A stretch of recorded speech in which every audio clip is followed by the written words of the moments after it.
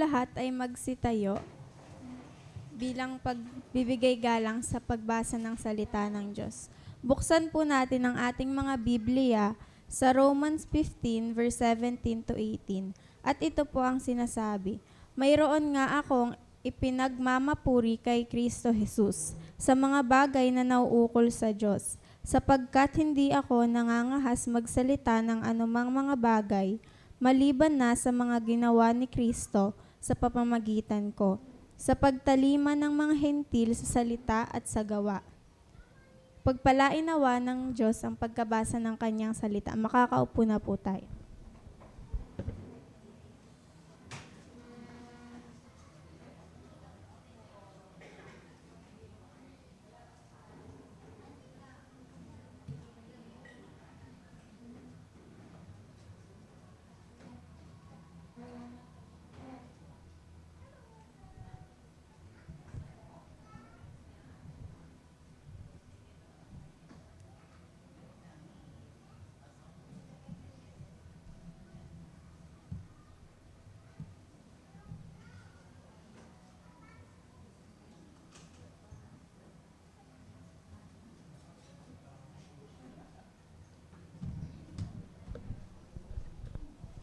Praise. Ayan. So, good morning po sa lahat. Ayan. So, ako po yung naatasan today for our housekeeping matters, no? So, pag-uusapan natin today is how can I prepare for the Sunday service, no? So, have we given much thought on how we can prepare para sa pag-attend ng Sunday service natin? So, ito ba'y simpleng pag-aayos lang natin ng ating Sunday's dress kinabukasan or kinagabihan, or no preparation at all kasi routinary na siya kasi part na siya ng routine ng family. Linggo na naman, gigising na naman ng maaga. So now let me share with you sa simple ways to prepare para sa ating Sunday service. Una, syempre we have to prepare physically. Ayan. So, anong una natin gagawin? Bag check. Bag check. Ayan. So, para hindi na natin palaging nalilimutan, so let's secure na yung Bibles natin kinagabihan pa lang. So, suksok na natin sa bag natin kung physical copy man yan ng Bible. So, lagay na natin agad sa bag natin ASAP. Ayan. So, kung digital naman yung gamit mo, ayan, make sure na may charge yung device na gagamitin mo para sa yung Bible app. Ayan, so, then kung mahilig ka namang mag-notes pero hindi digital, lagay mo na rin kaagad yung notebook mo at saka yung ballpen mo para hindi mo na siya malilimutan. Ayan, ano pa ba? Siguro, i-secure mo na din yung, yung cash para sa pang-tithes mo and offering, no? Bibigay mo or kung GCash naman yung gamit mo or video, ayan, no? Digital. So, pwede mo naman din na ibigay na rin in advance, no, para hindi mo na siya makalimutan pa, di ba? So, Saturday pa lang nakahiwalay na siya para hindi ka na mag-abala sa pagdukot sa wallet mo, di ba?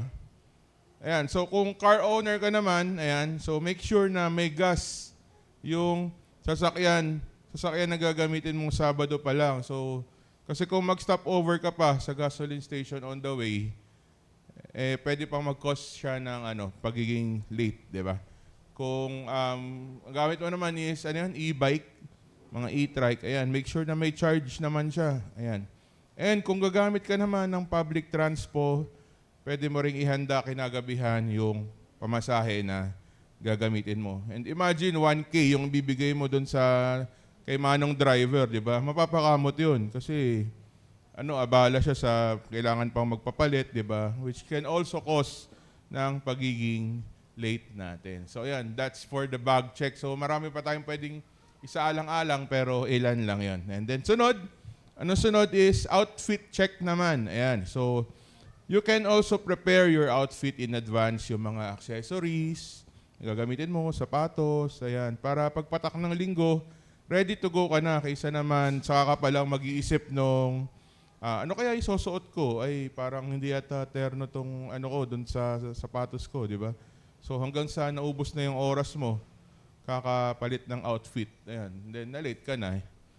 sa Sunday service, kakaisip. Yan. So, and then for the parents, you can also prepare din naman in advance yung isusuot ng mga anak natin para hindi naman masyado maubos yung time natin sa bahay for preparation. Ayan. So, small things add up, no? Magkukonsume lahat yan ng oras, and kung hindi tayo well prepared is malilate po talaga tayo. At ayaw naman natin yun, di ba po?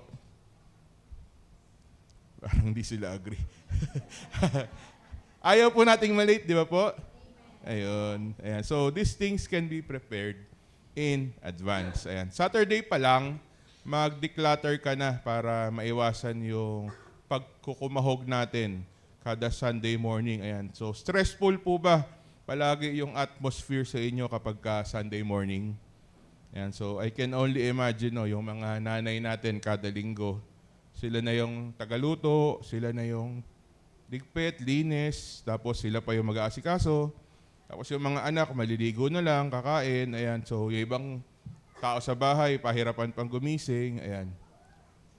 Tapos, ano pa, hanggang sa uminit na yung ulo ng nanay kasi nga, malilate na sila for the Sunday service, di ba?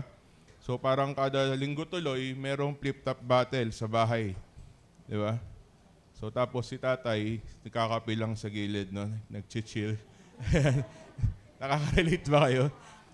So, by the way, let's take time to appreciate yung mga mothers natin today. No? So, happy Mother's Day po sa lahat ng mother na nandito po. So, mama, utang muna. Malayo pa yung sahod. Ayan. So, next is go to bed early.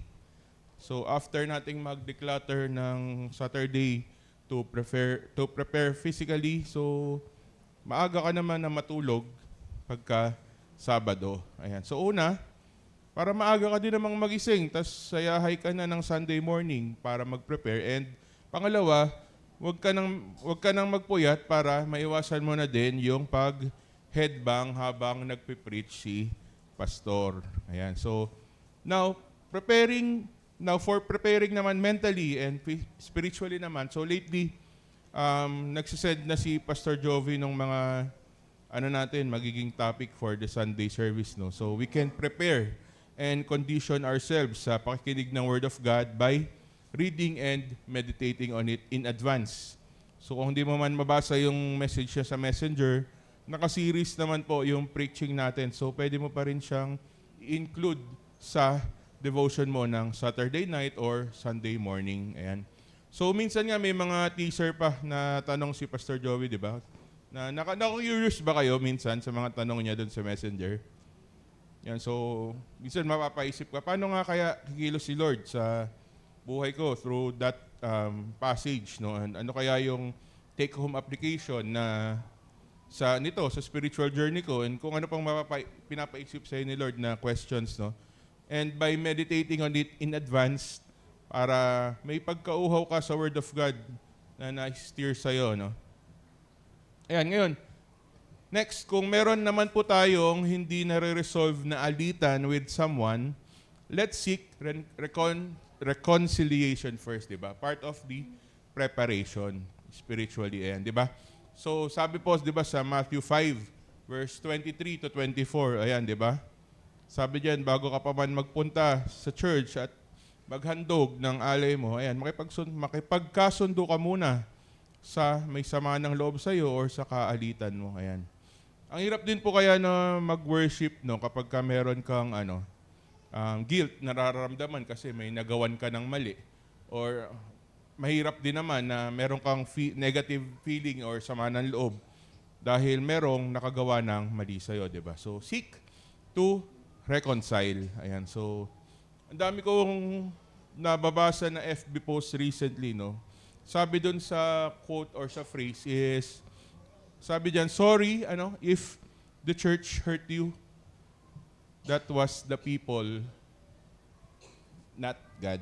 Ayan, so I find it unsettling kasi una, it avoids accountability. Una, ng members, then ng church doon sa mga offenders. Ayan. Ang instruction ng Lord sa atin po, di ba, sa Matthew 18, if your brother sins against you, go and tell him his fault between you and Him alone in private. Ayan. So, and ang goal is to restore and not to condemn. Ayan. May process siya. So, hanggang sa dumating sa point na pagka hindi talaga nakinig is you tell it to the church. And dyan sa praise na yan is nasaan yung intervention ng church. Diba? Nasaan yung church discipline, diba? It also promotes din separation prematurely. Bakit? Kasi kung ikaw yung naka-offend, hahanap ka na lang kung ikaw yung na-offend, hahanap ka na lang ng ibang church kasi nga may nakagawa ng mali kunyari sa'yo dito, hahanap ka na lang ng ibang church. Diba? Tapos, paano kung sa ibang church may nakagawa na naman ng mali sa'yo? So, di tatalon ka na naman sa ibang church, diba? Hanggang sa maging cycle na siya, paulit-ulit. So, hindi visible yung grace tsaka yung forgiveness. Ayan, so let us obey the Lord in loving one another. So let us seek to reconcile and forgive one another. Amen po ba? Ayan. Next is we can also stay away sa mga noise na nakapaligid sa atin. Ayan, so what do I mean? Sa Saturday night, i-off mo na yung TV para hindi ka na mapuyat. Turn off your computers, di ba, ng maaga. Tama na muna yung Roblox, yung Valorant, no? So, avoid social media, Facebook, Instagram, TikTok. Ayan, so wag na tayong magpaka-victim sa doom scrolling. Ayan. So, minsan kasi hindi mo na mamamalayan, kaka-scroll mo, di ba? Natilao ko na pala yung manok. Ayan. So, puyat ka na, late ka pa. So, ang ending, hindi ka na makafocus ngayon sa Word of God habang preaching kasi nga inaantok ka. Then Sunday morning naman, ganun din, stay away from the things na makakadistract sa'yo sa pagpe-prepare to meet our King. Ayan. Instead, we can set the atmosphere to a worshipful state. Ayan, so listen to worship music, mga hymnals, read something na makakapag-focus sa'yo kay Lord at hindi sa ibang mga bagay, listen sa audio Bible, or di kaya naman sa mga podcast about how can you grow your faith in the Lord. Ayan. Ang daming pwedeng natin gawin, no? Para i-condition yung sarili natin when we meet our King during the papunta sa service, no? And mag-pray ka, di ba? Pwede rin naman. So last HKM, I talked about how we can pray for our pastor, no? So aside from that, let's take time to prepare to pray for our worship service. Ayan. We can also pray for the congregation and kung sino pa man yung pinapaisip ni Lord sa atin para ipag-pray. Ayan. And praise God kung dumating ka ng mas maaga sa worship time natin. No? Arriving 10 to 15 minutes early will allow you to settle down. Ayan. Hanap ka ng upuan mo. Sit quietly in prayer or makipag-fellowship, of course, doon sa maaga ring dumating, di ba? 30 minutes early, makakabili ka na ng kape mo sa McDo. Ayan, damay nyo na rin po kami, no? Joke lang. Ayan, and after staying away from distractions kanina, ikaw naman yung umiwas sa pagiging distraction mo sa iba. What do I mean? So, set your phones on silent. Ayan, so DND, di ba? Do not disturb mode. Do not disturb mode dapat kasi we are in fellowship with the King of Kings and Lord of Lords. Ayan. So, kung hindi naman po related sa service yung activity na ginagawa natin sa phone natin, so please refrain from using it, di ba? Mamaya mo na siya, mamaya ka na mag-scroll sa FB, ayan. So, mamaya na tayo mag-Facebook, mamaya na tayo mag-Messenger or mag-scroll sa TikTok. Siyempre, iwasan din naman po natin na maging distraction sa iba. And ngayon, kung gusto man nating makipagtsikahan sa katabi natin, save the small talk na lang for later. Ayan, may fellowship time tayo after the service and I encourage everyone to attend ng fellowship time natin. So doon na lang tayo magtsikahan, magkamustahan. Ayan. So mamaya mo na kulitin yung katabi mo. Focus muna tayo kay Lord. Ayan. And kung distracted ka na pumasok sa bahay-simbahan before entering His house, no, distracted ka na. So talagang madidistract ka over a small thing, di ba? Pero kung well-prepared tayo at conditioned yung mind and heart natin na Itong particular na oras na ito is para ito kay Lord. So yung full attention ko, ibibigay ko kay Lord. So makakapakinig ka with all your attention fully. Kahit may mga chikiting po sa likod. So hindi ka mababother siguro kasi nakafocus ka kay Lord, di ba? Ayan, so from before sa start ng service at maaga kang dumating, nakapag-fellowship ka at kamustahan ka na, so hindi mo na mafe-feel yung urge na kamustahin mo yung katabi mo during the worship proper or the preaching proper. Di ba? Conditioned yung heart mo eh. So, conditioned yung heart mo to worship. So, kaya naman kapag ka praise and worship na, you dance and sing with all your heart to the Lord. And hindi ka na nakikipagkulitan sa katabi mo. Ayan, fully attentive ka na sa preaching. You listen quietly while you take down notes. Ayan, and hindi ka na kailangang mga labit doon sa katabi mo para manghiram ng ballpen kasi na-prepare mo na siya the night before. Ayan. So, nais ko po magtapos sa verse na to. No? Sabi po sa Hebrews 12, verse 28 to 29. Sabi po dito, therefore, let us be grateful for receiving a kingdom that cannot be shaken. And thus, let us offer to God acceptable worship with reverence and awe, for our God is a consuming fire. So, sabi po dyan, let us offer acceptable worship with reverence and awe. So, reverence means having a deep respect for God's holiness, while awe or godly fear implies a sense of wonder and profound humility in the presence of our Creator. So, let us be fully prepared sa nakatagpuin si Lord sa tuwing araw ng pagsamba.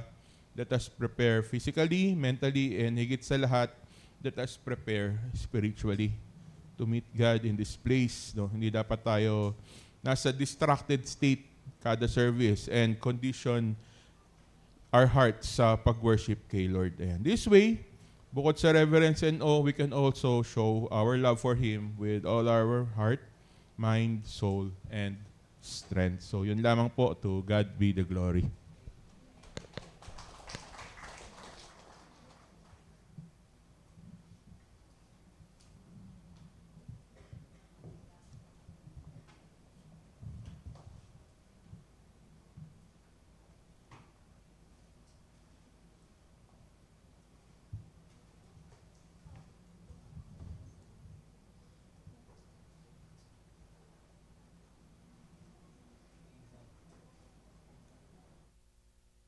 Amen. Praise the Lord. Thank you, Brother Sam, for encouraging us.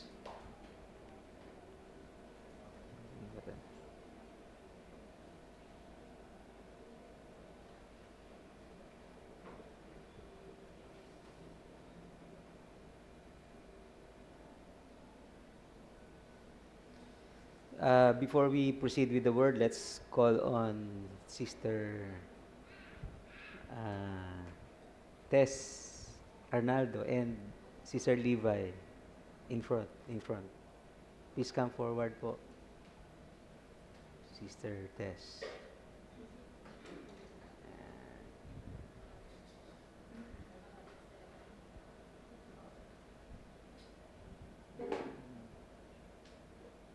Okay, si Sister Tessie po, praise God, kasi she accepted the challenge to take the responsibility for being our in charge for women. Yan, so palapakan natin si Lord doon po. So also si Ate Levi for many years na nagdaan, she has been our in charge for social concern. Yan, so kaya pinapakiusap niya rin na huwag kayong maniwala na sa kanya galing yung binibigay sa inyo ng church. Kasi iba akala sa kanya galing. So sabi niya sa akin, sabihin ko sa inyo na yung social concern na ibibigay sa ating mga needy members are all coming from the church. So, palapakan natin si Lord sa buhay ni Ate Levi. No? Hindi rin madali yung trabaho ni Ate Levi. At bukod doon, meron pa siyang ibang mga ministries na ginagampanan sa church, and we thank God for her life. And also kay Ate Tessie na pagpipray natin na yung ating support and God's wisdom to be upon her as she takes the lead, no, sa atin pong women, no. Sige, pag-pray po natin sila. Let's lay our hands toward them. Lord, we thank you so much, Panginoon, for these two servants of yours, Panginoon, na nagko-commit ng kanilang buhay para po magamit nyo, Panginoon, sa inyong church. We thank you for Ate Levi, for her love, Panginoon, and service para sa inyo sa pag-handle ng Social Concern Fund and sa pagtulong, Panginoon, sa aming mga kapatid na nangangailangan. Salamat sa kanyang mga pagtitiis at sa mga pagpapakita ng concern, Panginoon, sa aming mga nangangailangang kapatid, Panginoon. Salamat din sa buhay ni Ate Tessie, Panginoon, na tinanggap ang tungkulin, Panginoon, ang responsibility to be our in charge for women. We pray that you would bless her and grant her wisdom, Panginoon, sa mga dapat gawin para ang mga women ay ma-encourage, Panginoon, to continue to worship and serve you, Panginoon, sa kanilang buhay. Salamat po, Panginoon. We lift them up to you and we pray that you would bless them and make them a blessing, Panginoon, to our church, even to their respective families and communities, Panginoon. In Jesus' name, these are our prayers. In Jesus' name, amen. God bless you. Thank you.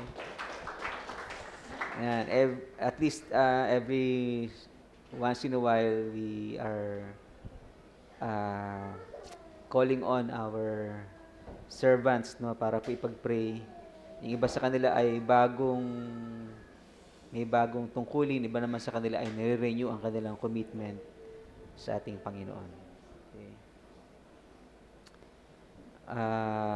Salamat sa pakikiramay ng kapatiran sa pagpanaw ng aming mahal sa buhay, si Nanay.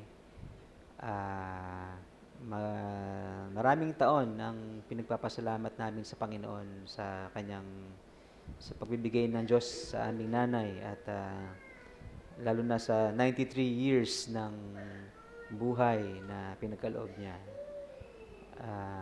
So, salamat sa inyong pakikiramay po. At mamaya pong gabi, meron po tayong worship, Thanksgiving sa buhay ng aking nanay sa Good Shepherd Church ng 7:30 p.m. Okay. I think hanggang Friday pa yung viewing, so maraming pagkakataon na pwede tayong pumunta doon. Romans chapter 15 verses 17 to 18.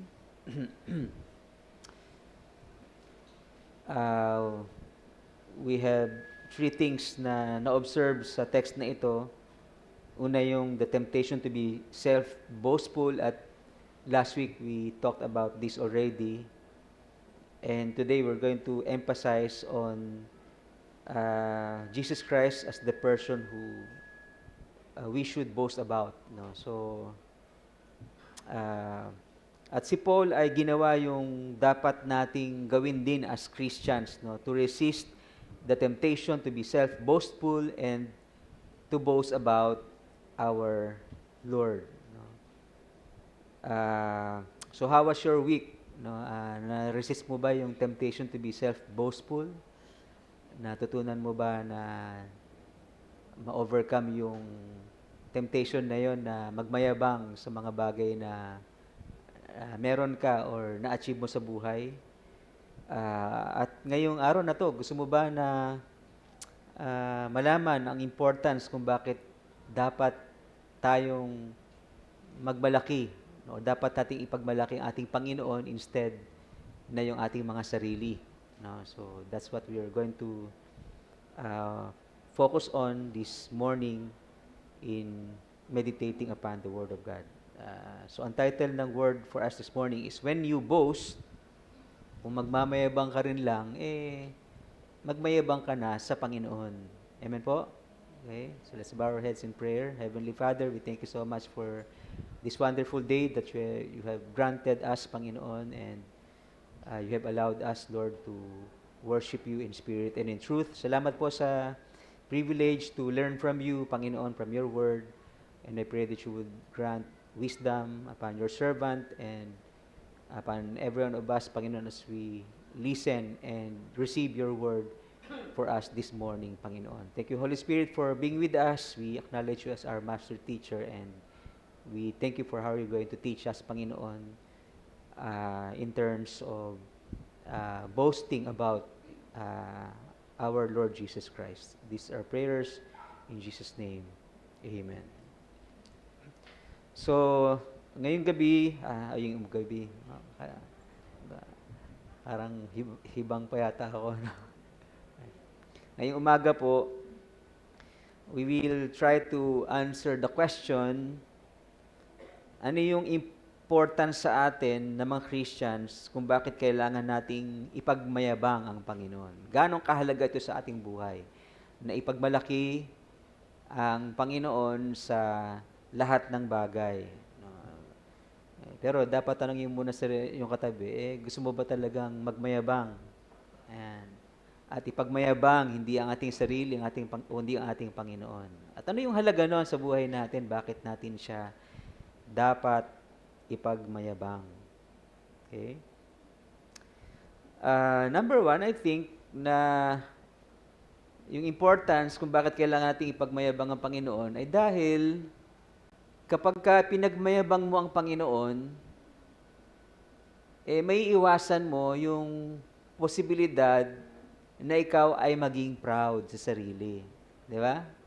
Kasi ang pinagmamayabang mo si Lord, hindi yung sarili mo. So, may iwasan mo na maging mayabang, maging arrogant, at kung ganun, baka magalit si Lord sa atin dahil tayo ay self-boastful. Yan. Sapagkat sabi sa Bible, sa James chapter 4, verse 6, God opposes who? The proud, di ba? So, ayaw natin na dumating tayo sa point na God will oppose us because we've been so bragging and self-boastful. No? So, ito yung, I think, unang reason kung bakit kailangan nating pagmapuri ang ating Panginoon. We don't want to end up being opposed by God because of the sin of pride. Okay? So, boasting in the Lord will keep you from it.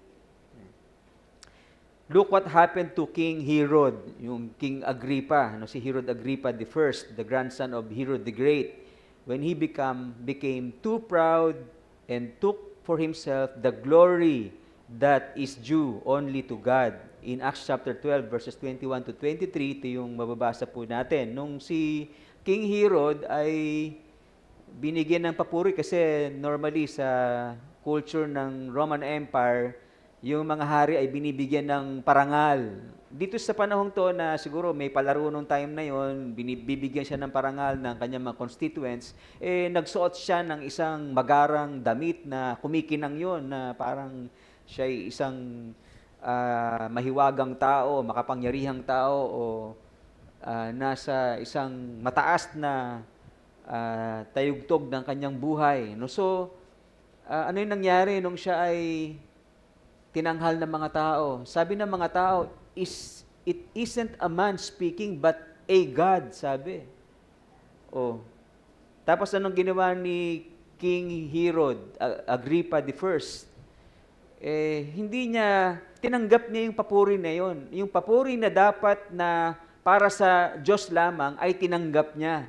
No? He did not give honor to God and therefore he was eaten by worms. Grabe, no? Yung judgment ng Lord sa mga tao na too proud of himself.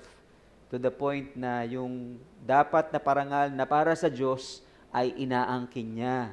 Kaya tayo, di ba, nasanay tayo na dahil natutunan natin to, hindi ako kundi ang Diyos. Di ba? Ganun lagi tayo. Ang pinopoint natin every time that people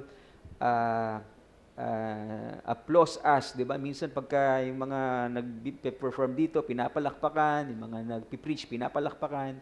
No, nasasanay tayo na ituro ang Panginoon, hindi ako kundi ang Diyos ang ating parangalan. Kasi ayaw natin dumating sa point na tayo ay kainin ng uod. Di ba? Ah, well, hindi naman siguro tayo aabot sa panahon to na kunin yung posisyon ng Diyos, di ba? Yung parangal na dapat para sa Diyos ay kunin natin. Natitempt lang tayo minsan na tanggapin yung palakpak,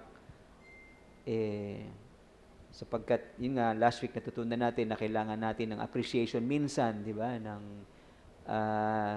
Ng affirmation sa ating mga nagawa sa buhay or na-accomplish or sa ating husay, no? Minsan natitempt tayo doon, kaya minsan tinatanggap natin yung palakpak ng mga tao. Pero ngayon alam natin na yung glory na dapat para sa Diyos, atin pong ibigay para sa Kanya. Huwag nating kunin yun. Yung glory na dapat para sa Panginoon. Okay? So, boasting in the Lord will keep you from this danger. Amen po? So, alalahanin po natin yan. Kaya tayo nagmamayabang sa Panginoon para makaiwas tayo sa tukso ng pagiging proud. Pangalawa, yung boasting in the Lord, pagka pinagmayabang mo si Jesus sa iyong buhay, lalago ka sa iyong humility as a Christian. Amen po? Di ba? Magiging humble ka kasi hindi yung sarili mo ang pinagmamayabang mo. At ang humility is a fruit from the Spirit, fruit of the Spirit. And it manifests every time our boasting is focused not on ourselves, but on God. Amen po? Di ba? So, magiging humble ka or nagiging humble ka every time na ang glory ay binibigay mo sa Panginoon sa mga pagkakataon na ikaw ay nagiging successful or nakaka-achieve ng isang bagay. John 3:30-31, si John the Baptist or the Baptizer ay pinupuri ng mga tao dahil tatanong sila, ikaw na ba yung Messiah? Sabi, hindi ako yun. May darating sa akin na talian man lang yung sapatos niya or yung kanyang sandalyas, hindi ako karapat-dapat. Yun sabi niya. So, sabi niya sa kanyang sarili, He must increase and I must decrease. That's a sign of humility, di ba? Na habang pinupuri ka ng mga tao, habang mataas ang tingin sa iyo ng mga tao, ikaw, binababa mo yung sarili mo at inaangat ang Panginoon sa iyong buhay. No, sabi pa ni ni John the Baptizer sa verse 31, He who comes up from above is above all. He who is of the earth belongs to the earth, siya yun, and speaks in earthly way. He who comes from heaven is above all. So tinatanghal niya ang Panginoon sa kanyang buhay at binababa niya ang kanyang sarili. Okay? So, wag tayong masanay kung ginagagawa natin minsan na pagmayabang yung mga bagay na meron tayo or mga na-achieve natin sa buhay, matuto tayo na ibaba ang ating sarili, no? At itaas ang ating Panginoon. Pangatlo, yung pagmamayabang sa Panginoon, mahalaga kasi ito yung opportunity mo para ipakilala ang Diyos sa mga tao, di ba? Kasi pag nagmamayabang ka, sino nakikilala nila? Ikaw. Pero pag ang pinagmamayabang mo ay ang Panginoon Diyos, ang makikilala nila ay ang Diyos. No? When you boast about yourself, para to kay Randy, you are putting yourself in the spotlight. What people see is you. All the information they get is purely about you. But if you boast about what God is doing in your life, you are putting God in the spotlight. People will see God in you and they will know God because of you. Okay?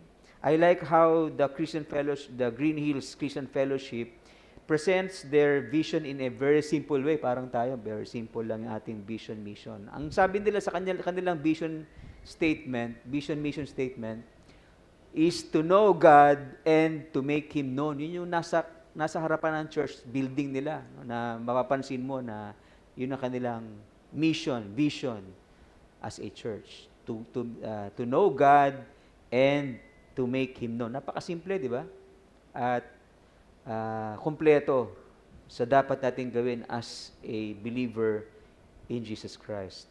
Well, by boasting in God, you are making God, or you are making the God you know known to people you share your story with. Yan. So, pagmayabang natin si Jesus para naipapakilala natin siya sa mga tao. Okay?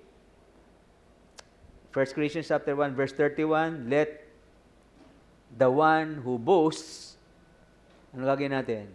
Boast not of yourself, but in the Lord. Okay.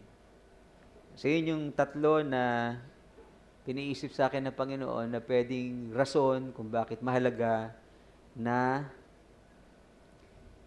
ipagmalaki natin ang Panginoon sa buhay natin.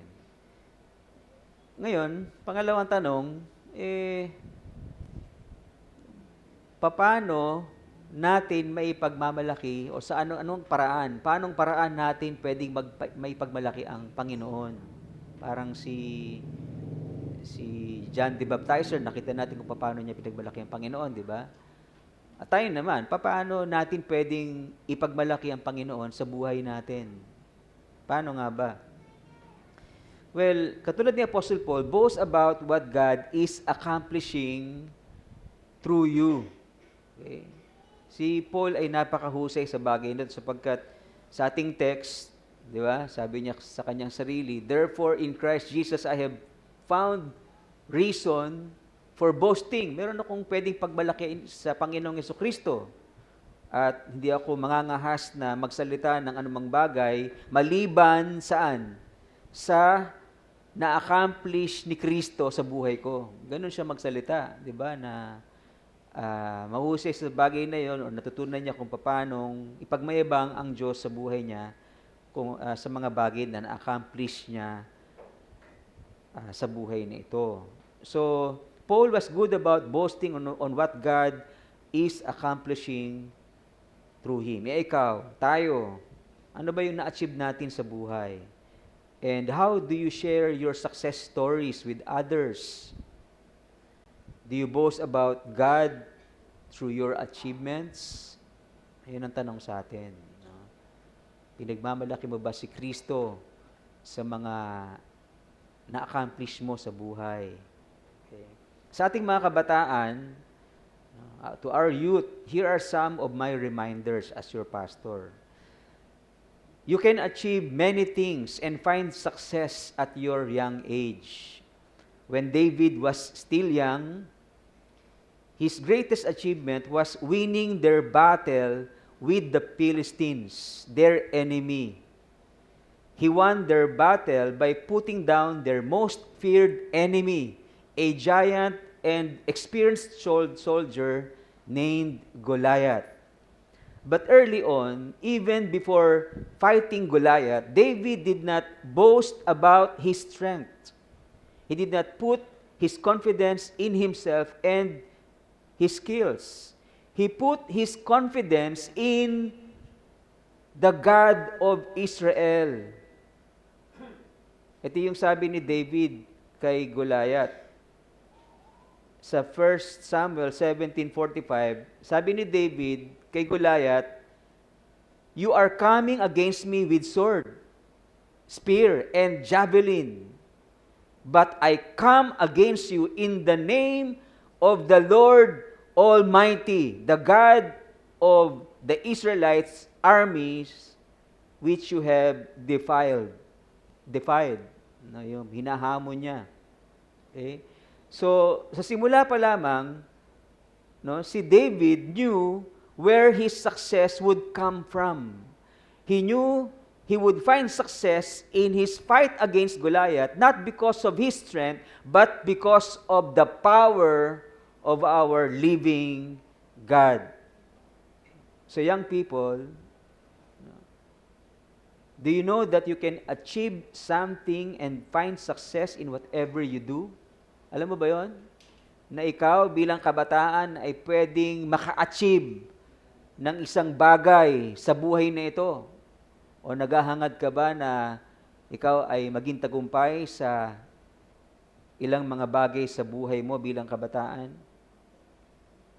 I believe that you can get your way to the honor roll as a student. I believe you can be at your best in whatever competition your school will send you to. In arts, in science, in sports, etc. Yes, you can achieve something because of the strength you possess as a youth. You can find your way to success because perhaps you are intelligent and you might say to yourself, I did it to the top because I am smart. But let me remind you that it is boasting about yourself. David did not do that. And I want you to be like David. Even before you start your way to success, put your confidence not on yourself, but in the power of God and how He will help you succeed in life. And once you achieve something, boast not about yourself, but boast in the Lord. Boast about what God is or has accomplished in your life. Amen po? Hello, young people? Ha? Naniniwala ako na ikaw ay pwedeng magtagumpay bilang estudyante. Naniniwala ako na pwede mong ma-reach yung top, makapasok ka sa honor roll. Pero hindi yun dahil sa talino mo, hindi yun dahil sa galing mo, hindi yun dahil sa sipabat. Kailangan mo yun, mga bagay na yun. Pero kung wala ang kapangyarihan ng Diyos sa buhay mo, hindi ka magtatagumpay. Okay? So, kailangan mo i-acknowledge ang Diyos na siya ang magbibigay sa iyo ng tagumpay. Hello? Ha? Bibigyan ka ng Diyos ng tagumpay, maniwala ka, manalig ka sa Kanya, at ikaw ay magtatagumpay. At siya ang iyong pagmayabang sa panahon na ikaw ay nagtatagumpay. No? Bibira yung nakikita ko mga estudyante na sinasabi nila sa social media, ang kanilang tagumpay, kasama ang Diyos. Pati mga magulang, no? Parang nagkukulang tayo sa bagay na yon, na we are too proud about our children without recognizing yung kapangyarihan ng Diyos na siyang nagbibigay sa ating mga anak ng tagumpay. To our career people, yung mga young adults natin, this is my reminder for you as your pastor. You can achieve many things and find success in life, no? While you are still single. Before David became a king, he was first given by God a humble task as a what? Shepherd. Alam nyo, ang problem with some people is that they want to skip this humble stage wherein they will have to start low. They cannot accept the reality that the way up is down. That is, if you want to get to the top, you must get down on your knees. You must humble yourself first, and then God will lift you up. Kung gusto mo ng promotion, the way up is humility. Okay? Let's humble ourselves. Let's be teachable and wanting to learn more. So accept the offer even if it means starting low. Kung merong trabaho na binibigay sa iyo na feeling mo mababa ang sweldo, then accept it because that is the way up, no, to start low. And as you aim to the top of your career, please don't take confidence in yourself. Put your confidence in the power of God. He is the one who can help you achieve something. And as you find your way to success, one chapter at a time, don't forget to boast in the Lord. I-post mo naman sa Facebook si Lord sa mga tagumpay mo. Diba? Or sa social media, Instagram, whatever. Pakita mo sa mga tao that the reason why you are now at your best is because of God who has been with you and has been sustaining you with wisdom and strength. Amen po? Ha? Young adults? Ha? Maasahan ba yun sa inyo? Pagmayabang natin si Kristo sa mga na-accomplish natin sa buhay. To our businessmen and businesswomen, here's my advice as your pastor. You can achieve many things and find success as a businessman. I believe that God's promise of blessings to Abraham is applicable to us Christians. God wants to bless us so that in turn, we shall become a blessing to many. And I believe it includes material blessings. And how you will be blessed materially as a businessman or businesswoman depends largely on how you will follow God's instruction. Ano ba yung instruction ng Panginoon? Meron akong ilang biblical principles na pwede nyong iuwi, no? Para kayo ay maging successful businessman at kahit sa mga estudyante rin, pwede rin to, at saka sa mga career people natin sa young adults. So anong gagawin mo para ikaw ay maging successful sa iyong business? Successful bilang isang estudyante, successful bilang isang young adult na gusto mo na ma-reach ang peak sa iyong career. Well, first, siguro, kailangan mo matutunan yung pagpaplano, di ba? At pagtitiwala sa ating Diyos. Ano yung sabi sa Proverbs chapter 16 verse 3? Commit your work to the Lord, okay? And your plans will be established. So nakita natin yung importance ng planning and trust in God sa iyong work. Di ba? Importante po ito kung gusto mo na ikaw ay maging successful. Pagka naging successful ka na, pagmayabang mo ang Panginoon, plan and trust in our God. Pangalawa, syempre, importante para maging successful ka, yung hard work. Di ba? Yung pagiging masipag natin. Proverbs 14:23, in toil, ang ibang translation niyan ay hard work, there is profit. Di ba? Kikita ka, hindi lang dahil sa talino, hindi lang dahil sa lakas, kundi dahil sa Panginoon na nagbibigay sa iyo ng lakas. Di ba? At tagumpay. At profit. Anong tagal ng profit? Kita. Kikita ka dahil sa sipag. Kaya yung ibang mga unbelievers, napansin natin, bakit sila bine-bless? Ako samantalang ako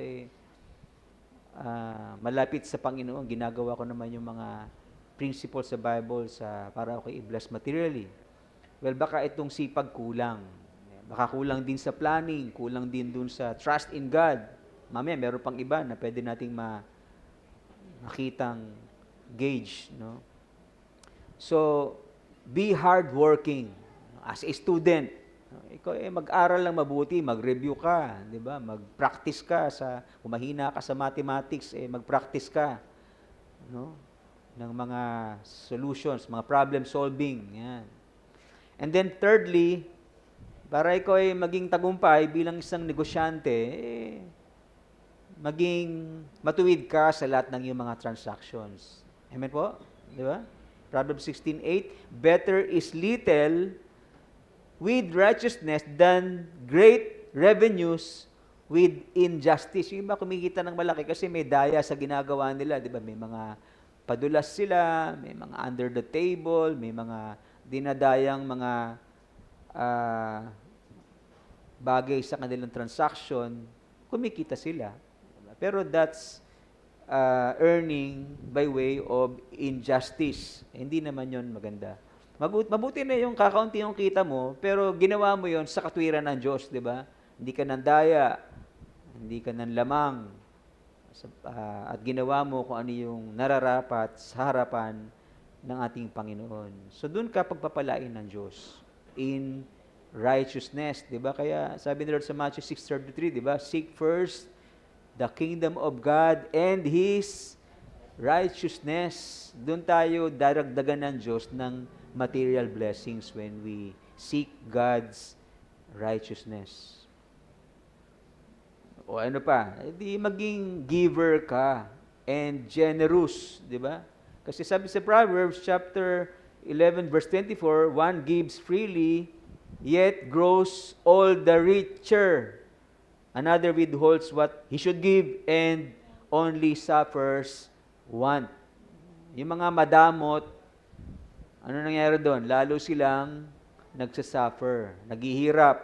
Pero yung mapagbigay, no, akala mo nawalan ka, akala mo yung income mo nabawasan, hindi, sapagkat daragdagan yon ng Panginoon. Palalaguin yun ng Panginoon. Amen po?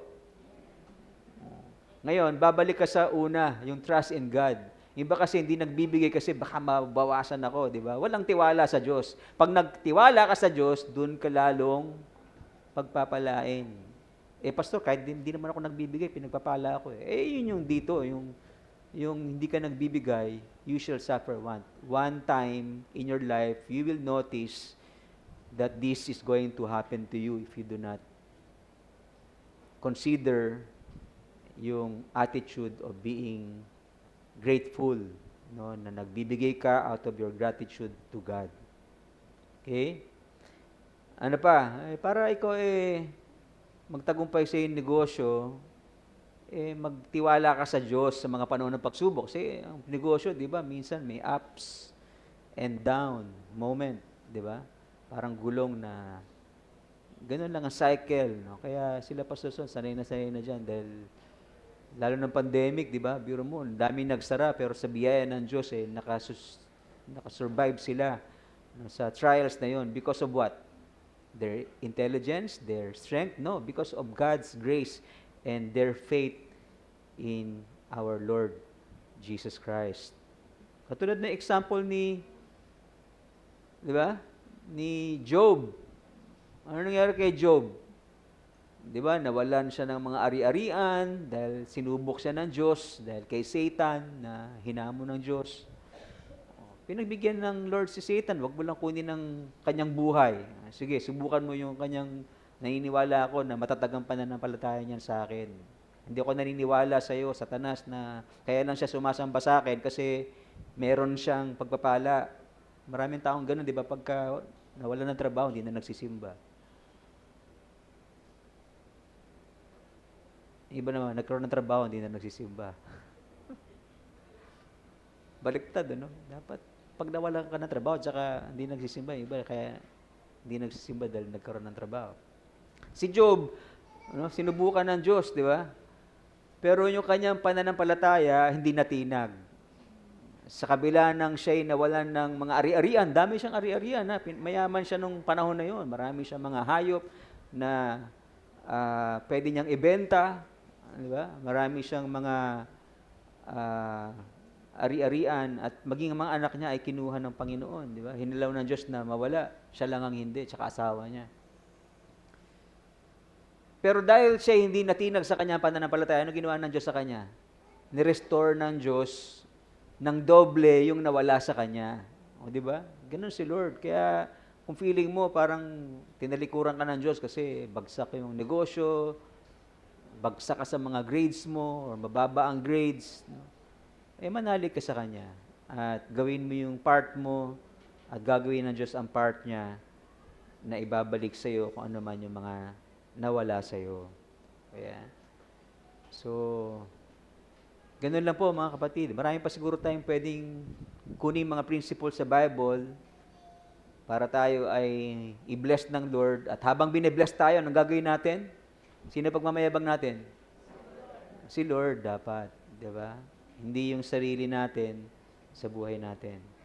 So listen, mga businessmen, businesswomen, as you believe that God will bless your business, please don't take confidence in yourself. Put your confidence in the power of God. He's the one who can help you grow your business.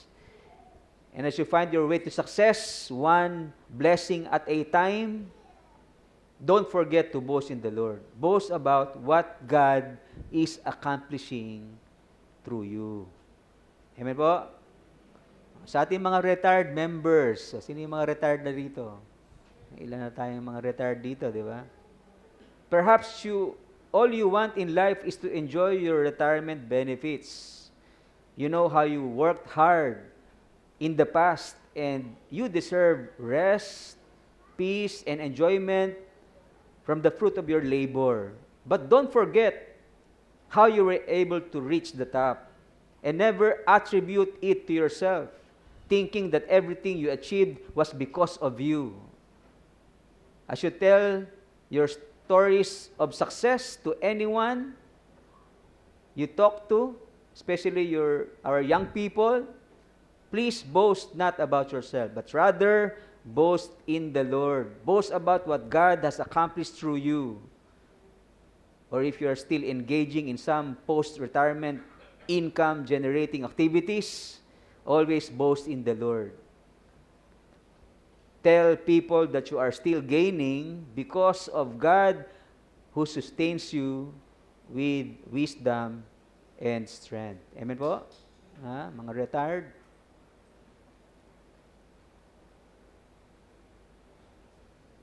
Pangalawa, ano pa yung pwede nating ipagmayabang? Boast about how God has always been so gracious sa buhay natin. Anong halimbawa? Boast about how God has been gracious in providing your needs despite your failures. Biro mo yun? Palagi mong pinipail si Lord, pero ang Lord gracious sa'yo, pinoprovide pa rin yung needs mo. Kaya, di ba? Sa Panginoon. Matthew 5:45, for He makes His sun rise on the evil and on the good, and sends rain on the just and on the unjust. There's a principle here that God blesses even when we are at the worst of our attitude. Minsan, akala na iba, inayabang iba, binibless ako ng Lord kahit ako masama. Totoo naman yun, di ba? Pero ang gusto nating i-highlight doon ay hindi yung kasamaan natin, kundi ang grace ng Diyos. Even how much, or this is how God dealt with the Israelites in the wilderness. Nung ang mga Israelites ay nasa wilderness, ang Diyos naging gracious sa kanila kahit sila ay rebelde. Alam niyo ba yun? Nabasa niyo sa Old Testament? God still sustained them with everything they need to survive, yung water and food. But that is not to say, mga kapatid, that it's okay to fail God because for all we know, He is gracious and He would still provide for your needs. Hindi natin sasabusuin yun, di ba? Sabihin na, yun pala naman failure ako, pero bine-bless pa rin ako ng Lord materially, failure na lang palagi. Hindi ganun yung ugali ng isang anak ng Diyos. Okay? Sapagkat alam natin that God will discipline us whenever we commit sin. Merong consequence pagka binalak mo na failure ka na lang palagi, total pinagpapala ka ng Panginoon, di ba? So, paano tayo pwedeng magmayabang sa Panginoon sa mga provisions na tinatanggap natin? Ito yung isang pwedeng naiisip ko, no? Pwede mo sabihin sa iyong sarili, okay, alam ko na ako ay failure sa maraming bagay pagdating sa aking pagmamahal sa Panginoon, pagsunod sa Kanya. Pero nagpapasalamat pa rin ako sa Panginoon. Pinupuri ko siya sapagkat siya ay gracious sa pag-provide ng aking mga pangangailangan. Kung halimbawa, ako ay pinagpapala niya dahil sa reward niya yon sa aking mga ginawang mabuti, sapagkat sa Bible, sabi yon, di ba? Pagka ikaw ay gumagawa ng mabuti, meron kang reward sa Panginoon. Pag pinainom mo ng malamig na tubig ang isang lingkod ng Diyos, God will reward you. Di ba? So, sabihin natin, ganun paraan ka pinagpala ng Panginoon, but still, God is to be praised because hindi mo magagawa yon kung hindi ka tinulungan ng Panginoon. Di ba? So, lahat ng papuri ay sa Panginoon. Ganito tayo magsalita, no, pagka nagmamalaki tayo sa Panginoon. Na bagamat ikaw di ba, pasaway minsan sa Panginoon, binibless ka pa rin, nakakakain ka pa rin. Kasi nga ang Lord, pinapaulan yung kanyang biyaya, hindi lang sa mga just, kundi sa unjust, di ba?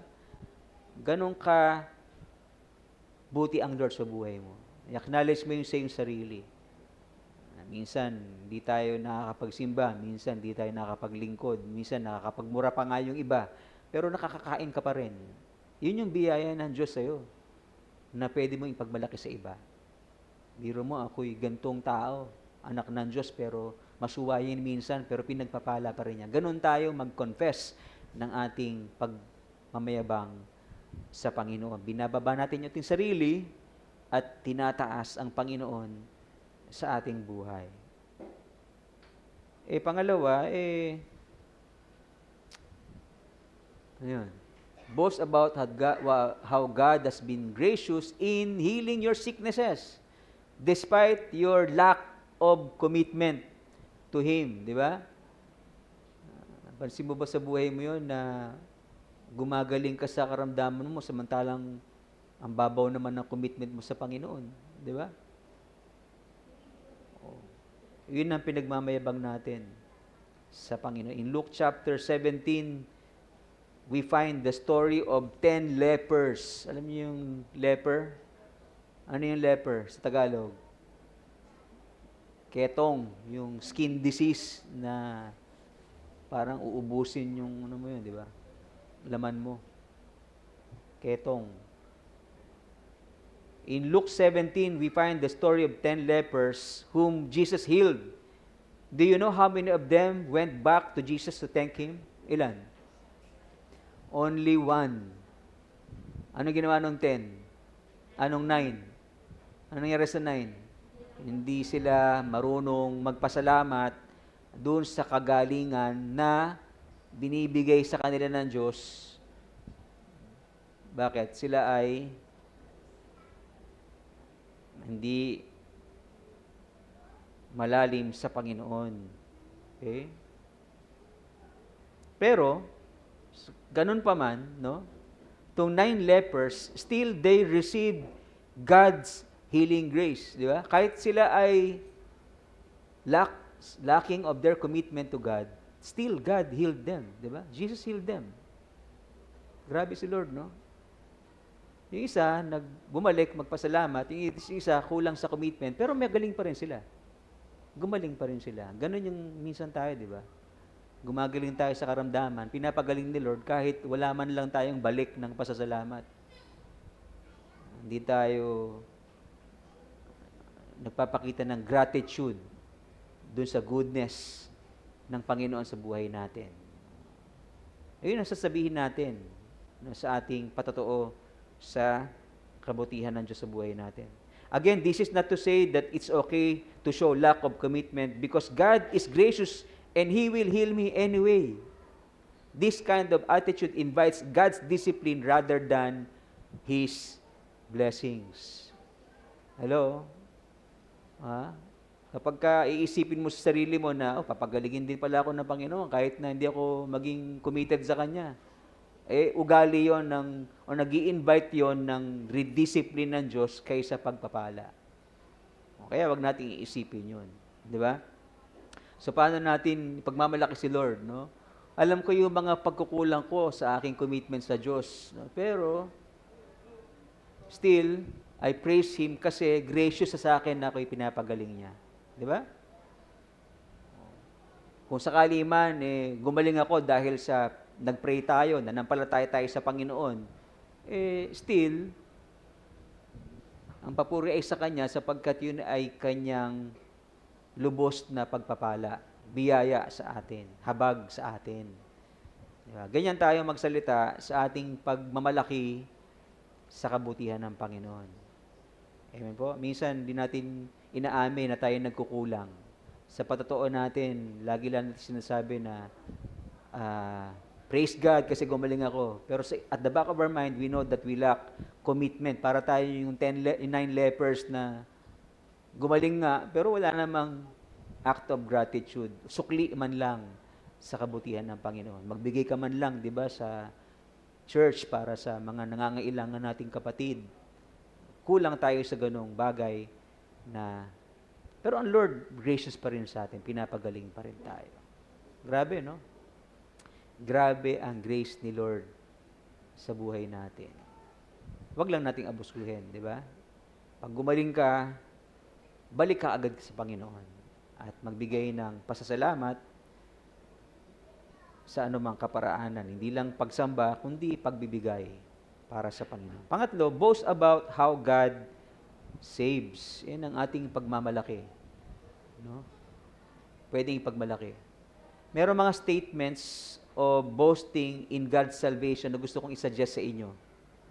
Paano natin ipagmamalaki ang pagdiligtas ng Diyos? Una, paano mo sasabihin yon? I am a sinner saved by grace. Yung grace ng Diyos sa buhay natin. Nababanggit niyo ba yan sa patotoo niyo minsan? I am a sinner saved by... Nakikita natin yan sa mga signages, di ba? Sa mga lumalabas sa atin sa reels siguro, or mga tayo mismo baka nagsasabi rin ng ganyan. Yan ang ating patotoo. I am a sinner saved by God's grace. Romans chapter 3 verse 23, all have sinned and fall short of the glory of God. Ephesians 2:8, for by grace you have been saved through faith. Yan ang ating pinagmamalaki sa biyaya ng Diyos ng kaligtasan. I am a sinner saved by grace. Sabihin mo nga sa katabi mo yun, I am a sinner saved by grace. Ayan. Okay. Ano pa? I did nothing for my salvation. Iba kasi, akala nila ang salvation nakasalalay sa kanilang sarili. Para maligtas ako, I will do something to save myself. No. I did nothing for my salvation, but to put my trust in Jesus Christ, who shed His blood for the forgiveness of my sins. Romans chapter 5, verse 8, but God shows His love for us in that while we were yet sinners, Christ died for us. Christ died for you while you were yet a sinner. Ephesians chapter 1, verse 7, in Him, in Jesus Christ, we have redemption through His blood, the forgiveness of our trespasses according to the riches of His grace. Yan ang ating pinagmamalaki sa biyaya ng Diyos ng kaligtasan. Wala tayong contribution sa kaligtasan, not even our good works, but only by putting our trust in Jesus Christ, the Lord has cleansed us from our sins and saved us from sure death. Pangatlo, na statement na pwede nating gamitin para pagmalaki ang kaligtasan ng Panginoon, eto, gumagawa ako ng mabuti, hindi para maligtas, kundi dahil iniligtas ako ng Diyos. Yan ang ating claim, yan ang ating testimony, yan ang ating statements in boasting about God's salvation. Ephesians chapter 2, verses 8 to 10, for by grace you have been saved through faith, and this is not your own doing. It is the gift of God, not as a result of works, so that no one may boast. For we are His workmanship, created in Christ Jesus for good works, na inihanda na ng Diyos sa atin, noon pa man. Yun na yung plano ng Diyos sa'yo. From before the beginning of time, ang plano ng Lord sa'yo is for good works.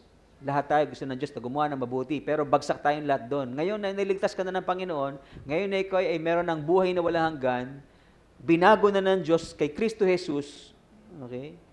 A new creation in Christ, gumagawa na tayo ng mabuti. So, ang ating patotoo is that gumagawa ako ng mabuti hindi para maligtas, kundi dahil ako'y iniligtas ng Diyos. Yung ating kabutihan is our act of gratitude. Para sa iba, gumagawa sila ng mabuti para maligtas. Yun yung mga dating daan, yun yung mga Roman Catholics, na ang kanilang view sa salvation is that they need to do good works in addition to faith. Pero sa Bible, ang tinuturo po ay ito. Di ba? Not by ourselves, not by the good deeds that we have done, but because of God's mercy, because of God's grace, He saved us through the washing of rebirth. Di ba? Sa Titus chapter 3, verse 5, and the renewal of the Spirit. Right? It's interesting how this verse, no, yung sa Ephesians chapter sa Ephesians chapter Galatians chapter 2 verse 16, is interesting how this verse was written in a literary style called kayasam. Ganito yan sa kayasam. Yung Galatians 2:16, sabi ron, tayo ay pinawalang sala ng Panginoon hindi sa pamagitan ng works of the law. Kapantay niya yung panghuli, and not by the works of the law. Yun yung magkatapat, AA. Tapos yung, hindi tayo naligtas dahil sa ating paggawa ng mabuti, kundi dahil sa pananampalataya kay Jesus, kapantay yun yung letter B, di ba? That we might be justified by faith in Jesus Christ. Ang panggitna, yun yung center point na kung saan yun yung focus or main thing na gusto sabihin ng author. We have believed in Christ Jesus. No? So, malinaw po na ang kaligtasan ay hindi by works of the law. Hindi dun sa pagtupad natin ng batas kasi bagsak tayong lahat po dun eh. Kaya kung gagamitin ng tao ang batas ng Diyos para sa kaligtasan niya, hindi siya maliligtas. Kung ipipilit ng iba na good works ang way para ako'y maligtas, hindi siya maliligtas. Bakit? Kasi isa lang mamismo, bagsak ka na sa lahat. Kaya very dangerous yung teaching na ang salvation is by works. That's a very, very dangerous doctrine. Tulungan natin ang iba na maintindihan yon. At ipakita natin sa kanila itong verse na to na ang pinaka-main emphasis ng author is faith in Jesus Christ, not by the works of the law. Okay? In closing, Romans 15:17-18, therefore in Christ Jesus I have found reason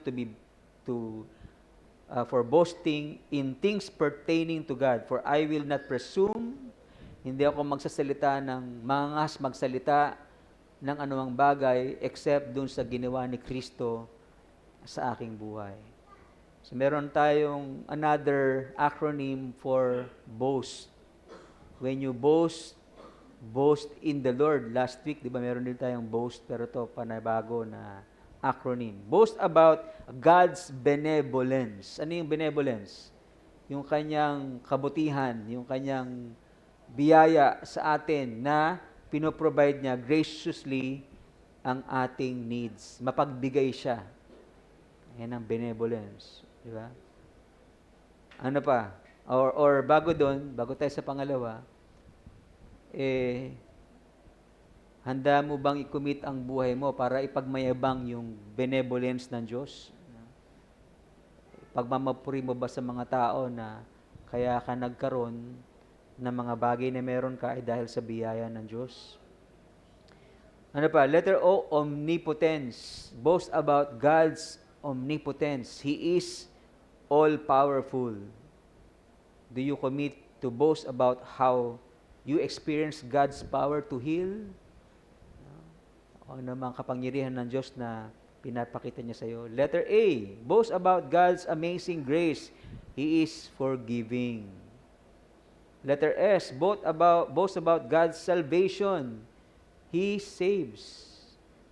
And boast about God's transforming power. He changes lives. Okay. So pagmamayabang natin ang lahat ng ito, lalo na yung panghuli, di ba?